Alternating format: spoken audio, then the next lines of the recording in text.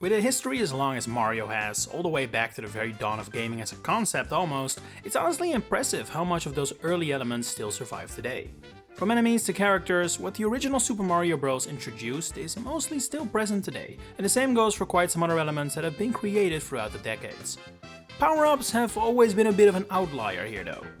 While the original Fire Flower and Superstar are ever present of course, it's not really that uncommon for power-ups to be stuck or confined to one or a few games, only to then never be seen again. That doesn't necessarily make them forgettable. I mean, even if say the wing cap has only appeared in one game, 2 if you count the remake, I would wager most of us remember it. But other power-ups have not been so lucky. And while you may think those forgotten power-ups must then be super old and that's why they're forgotten, I actually don't think that is the case at all.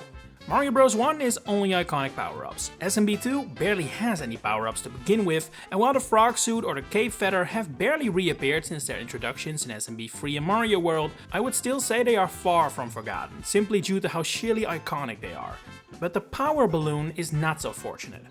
Yeah, apparently the P stands for power, I never knew that. Anyway, this power-up has only ever appeared in 4 levels in the Mario franchise, all from Super Mario World, which is definitely up there as one of the least used official power-ups.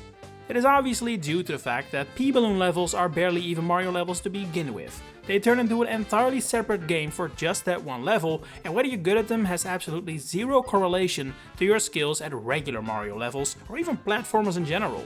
Especially the Special Zone level Tubular really turns up the difficulty to a degree I have never been able to complete it the legit way. Now, had the P-Balloon truly been Super Mario World exclusive, it might very well have been the most obscure mainline Mario power-up in history, but it has certainly been saved to a degree by Super Mario Maker 2, which newly added the P-Balloon in its third big update in 2020. That does mean it wasn't in the game by default, though, and it is exclusive to the Super Mario World game style, and Super Mario Maker 2 already feels like it kinda underimpressed, especially compared to the first game, so I still think the P-Balloon qualifies as a forgotten power-up. I also don't really see any potential future path back for it, although I suppose that the P-Balloon could be repurposed as a wonder effect for maybe a second Mario Wonder game. Although that wouldn't really be the P-Balloon anymore then, I guess. Now, it goes without saying that while the P-Balloon is a power-up, it's hardly Super Mario World's main power-up. Like I said, it's in 4 levels, that's it. It may sound hard to believe that a game's main power-up, the one that's on the game's cover and all the marketing, could ever truly become forgotten, but that is certainly the case when we look at the carrot from Super Mario Land 2 6 Golden Coins.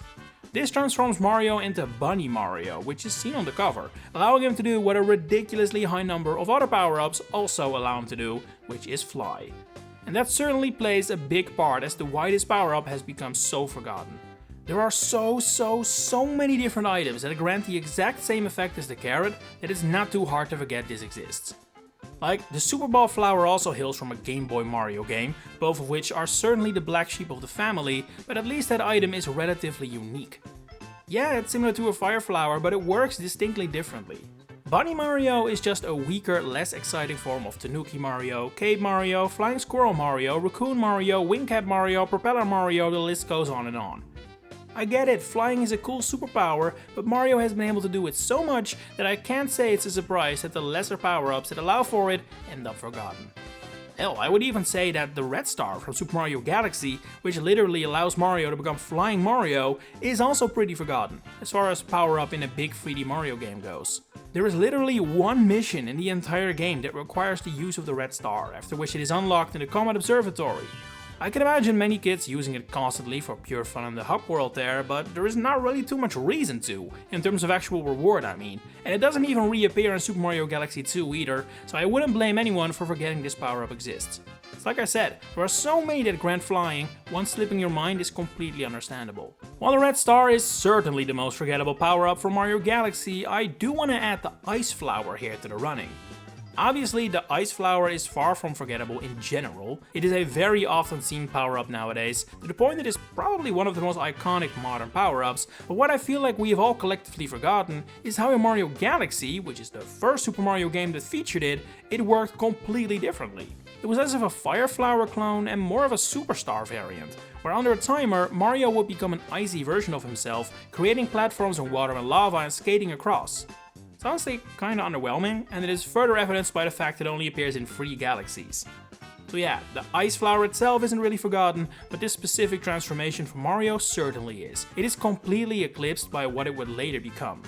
And speaking of getting eclipsed, forced to stand in the shadow of another power-up, that is another easy way to end up forgotten. Who out there still remembers the P Acorn? The Super Acorn? Sure, it was the central power-up of New Super Mario Bros. U. That is enough to stay in the memory. But its more powerful brother, the P Acorn, and no, the P does not explicitly stand for power this time, is forgettable as hell. It gives Mario the Power Squirrel transformation, which is pretty much the regular squirrel except better with infinite mid-air jumps, making it once again a flying power-up. While you might argue that, seeing as it is the better version of another, that would instantly not make it forgettable, you have to keep in mind how rare the P Acorn is.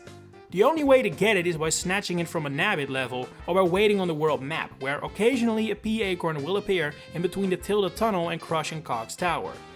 As such, there is a very decent chance that even though this game sold a lot of copies, especially on the Switch, plenty have never even seen this item and have no clue it exists. And out of those who have, there surely are some who just locked this away under the regular Super Acorn, which is virtually the same item anyway. Except it doesn't make Mario fart out peas, I guess. But I can do you one worse. A worse power-up, I mean, not worse than Mario farting peas. Does anyone in the world remember that the Super Mario 3D Land's Super Leaf had a variant made out of stone? The statue leaf turns Mario into Tanuki Mario, except now with a red scarf, and that scarf indicates that when Mario does a ground pound now, he turns into a statue, just like SMB3. While I will concede that the statue leaf is actually relatively common in 3D Land, their first appearance doesn't come until after you've already beaten the game, and are diving into the admittedly sizable special worlds. Every Super Leaf from here on out is replaced with a statue leaf, which means it's actually quite common, but then again, just like with the P Acorn, I can guarantee you so many people just consider this to be a Super Leaf with a funky color. After all, it doesn't really do much. Statue Mario isn't really useful, so the sole unique factor a Statue Leaf has compared to the Super Leaf is one that rarely even sees use to begin with. And when you consider that, you could be blazing through the special worlds not even realizing you're under the effect of the Statue Leaf this entire time. And lastly, I have one more power-up, or rather transformation, I want to talk about simply because I think it's hilarious and certainly qualifies as forgotten as well. Sure, it has a whole bunch of asterisks associated with it, but still.